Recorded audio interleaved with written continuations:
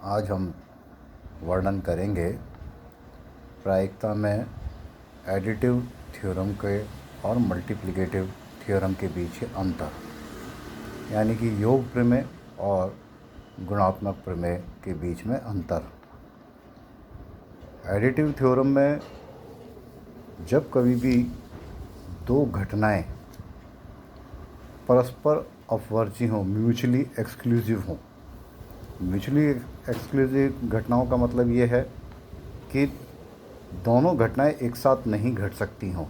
जैसे कि एक पासा फेंका गया, डायस फेंकी गई, अब उसमें से फेंकने पर 4 या 2 दोनों एक साथ नहीं आ सकते हैं। इसका मतलब कि एक बार में या तो 4 आएगा या एक बार में 2 आएगा।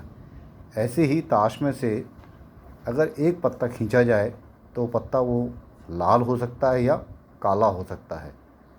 दोनों पत्ते एक साथ नहीं हो सकते, लाल और काले।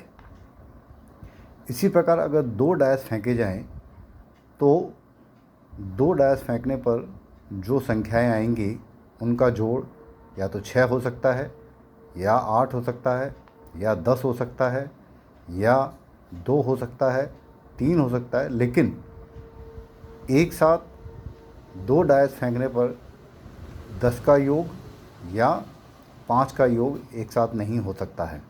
इसलिए ऐसी घटनाओं को म्यूचुअली एक्सक्लूसिव घटनाएं कहते हैं।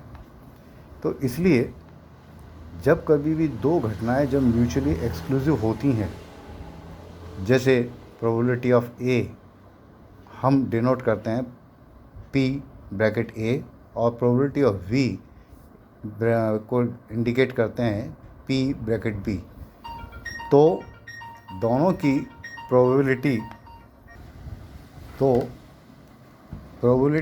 A या B दोनों में से अगर हम किसी की भी प्रोबेबिलिटी देखेंगे तो दोनों प्रोबेबिलिटी का जो है कैलकुलेशन हम दोनों के योग द्वारा करेंगे, PA प्लस PB। जैसे एक बैग के अंदर 8 सफ़ेद, 6 काली और 4 हरी और 2 पीली गेंद हैं, और उस बैग में से अगर हम एक ब्लैक, एक ग्रीन और एक येलो गेंद को अगर हमें प्रोबेबिलिटी कैलकुलेट करना हो तो बैग के अंदर टोटल गेंद हैं 20, 8 और 6 14 और 4 18 और 2 20। चूँकि 8 सफ़ेद गेंद है तो 8 सफ़ेद गेंद की प्रोबेबिलिटी हो जाएगी 8/20, काली गेंदों की प्रोबेबिलिटी हो जाएगी 6/20, हरी गेंदों की प्रोबेबिलिटी होगी 4/20 और पीली गेंदों की प्रोबेबिलिटी होगी 2/20। तो इस प्रकार से एक काली, एक हरी और एक पीली गेंद की प्रोबेबिलिटी होगी इन तीनों का योग जोड़ होकर, यानी 6/20 प्लस 4/20 प्लस 2/20 इजिकल टू 12/20 और 3/5। इसी प्रकार हम जब मल्टीप्लिकेशन थ्योरम के बारे में बात करते हैं तो यहाँ दोनों घटनाओं का एक दूसरे से स्वतंत्र होना आवश्यक है। जबकि एडिटिव थ्योरम में क्या था कि घटनाएं एक दूसरे से स्वतंत्र नहीं हैं, वहाँ केवल दोनों घटनाएं ए और बी एक साथ नहीं घट सकती थी, लेकिन यहाँ दोनों घटनाएं स्वतंत्र हैं। इसलिए दोनों की जो प्रोबेबिलिटी है वो एक साथ, यानी कि दोनों के गुणा के द्वारा कैलकुलेट की जाएगी। जैसे P A और B की दोनों की जो एक साथ अगर प्रोबेबिलिटी है तो P A की प्रोबेबिलिटी और B की प्रोबेबिलिटी दोनों गुणा करके, जैसे कि एक डायस यानी पासे को फेंका गया 2 बार, तो what is the probability of getting a 6 in the first throw and odd number in the second throw.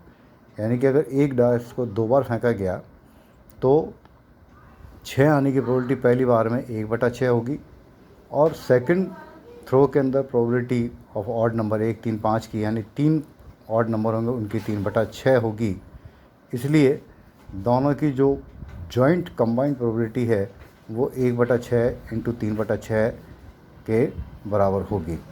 इसी प्रकार 2 डायस को अगर फेंका जाए 3 बार तो उनमें 10 के योग आने की क्या संभावना होगी, और 11 के योग दूसरी बार में आने की संभावना होगी और 12 के योग आने की तीसरी बार में क्या संभावना होगी। यानी कि 3 बार फेंका गया है पासा, 2 पासे, तो उसमें से 10 के योग के आने की क्या संभावना है पहले बार में, दूसरे थ्रो में 11 के आने की क्या संभावना है, तीसरे थ्रो के अंदर 12 आने की क्या संभावना है। चूँकि 2 डैश फेंके जा रहे हैं तो एक डैश में 6 रिज़ल्ट होते हैं, यानी 2 डैश का 36 रिज़ल्ट होगा। अब पहले थ्रो के अंदर अगर हमको 10 का योग देखना है तो 10 का योग होगा 6 और 4, 6 और 5 और 5, यानी 3/36। दूसरे में 11 का यानी 6 और 5, 5 और 6, 2/36। और तीसरे थ्रो के अंदर 12 का योग यानी 6 और 6, 1/36। जब हमें तीनों की इनकी प्रोबेबिलिटी एक साथ देखनी है तो ये तीनों के गुणा के बराबर होगी। तो एडिटिव थ्योरम और मल्टीप्लिकेटिव थ्योरम के अंदर बेसिक डिफरेंस ये है कि मल्टीप्लिकेटिव थ्योरम के अंदर दोनों घटना एक दूसरे से स्वतंत्र होनी चाहिए, जबकि एडिटिव थ्योरम के अंदर घटनाएं एक साथ नहीं घट सकती हैं।